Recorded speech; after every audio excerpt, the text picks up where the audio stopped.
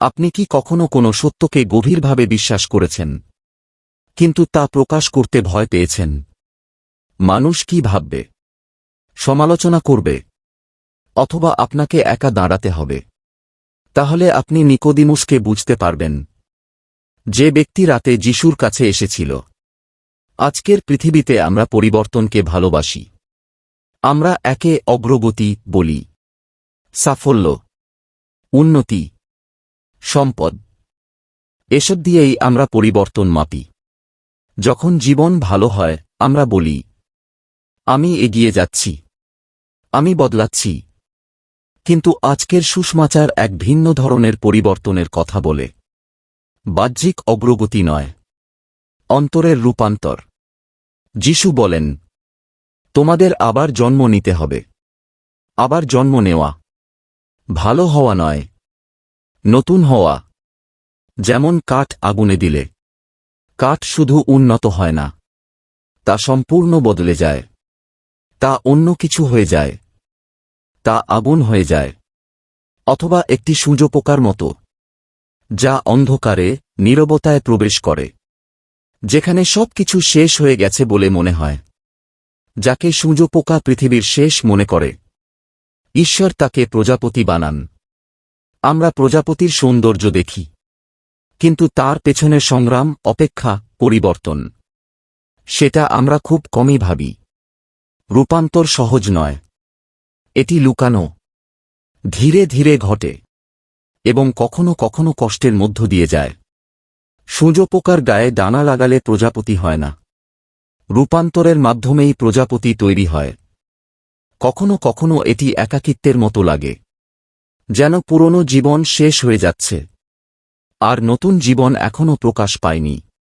তাহলে আজকের প্রশ্ন, আমরা যদি জীবনে অগ্রগতি চাই, তাহলে আমাদের আত্মার কি হচ্ছে? আমরা কি শুধু বাইরে বদলাচ্ছি, নাকি ভেতর থেকে রূপান্তরিত হচ্ছি? নিকোদিমুস রাতে আসে।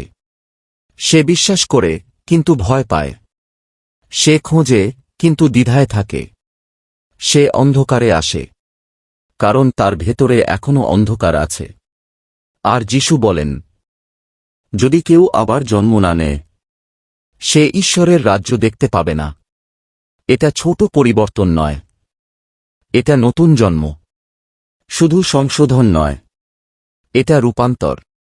জল ও আত্মা থেকে জন্ম নেওয়া, এটাই বাপ্তিস্ম, এটাই নতুন জীবন।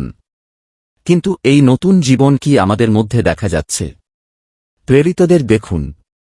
আগে তারা ভয় পেত, লুকিয়ে থাকত, নীরব ছিল। এখন তারা ঘোষণা করে, মানুষের চেয়ে আমাদের ঈশ্বরের কথা মানতে হবে। ভয় সাহসে পরিণত হয়েছে, নীরবতা সাক্ষ্যে পরিণত হয়েছে, দুর্বলতা শক্তিতে পরিণত হয়েছে। কি তাদের বদলে দিল? পবিত্র আত্মা। আর নিকোদিমুস, সে রাত থেকে শুরু করে, কিন্তু সেখানে থেমে থাকে না। ধীরে ধীরে সে আলোতে আসে। বিশ্বাস কখনো কখনো অন্ধকারে শুরু হয়, কিন্তু তা সাহসে বেড়ে ওঠার জন্য। আগামীকাল গির্জা স্মরণ করে সন্ত মার্টিন প্রথমকে। তিনি সত্যকে বেছে নিয়েছিলেন ভয়ের ওপর। অসুস্থতা ও একাকিত্ব তাকে প্রতিদিন পরীক্ষা করেছিল। তবুও তিনি কখনো ভেঙে পড়েননি, কোনো প্রতারণায় পড়েননি, কোনো ভয়ে বিচলিত হননি, কষ্ট ও বিপদে নড়ে যাননি। তিনি বলেছিলেন, আমি নির্বাসন বা মৃত্যুকে ভয় করি না। আমি কেবল সত্য থেকে বিচ্যুত হওয়াকেই ভয় করি। এটাই আবার জন্ম নেওয়ার অর্থ। শুধু চুপচাপ বিশ্বাস করা নয়, বরং সাহসের সঙ্গে বেঁচে থাকা। তাহলে আজ প্রশ্নটি রয়ে যায়, আমরা কি এখনো অন্ধকারে আছি, নাকি আমরা আলোতে চলছি? আমরা কি শুধু বাহ্যিক অগ্রগতিতে সন্তুষ্ট, নাকি আমাদের আত্মা সত্যিই পরিবর্তিত হচ্ছে?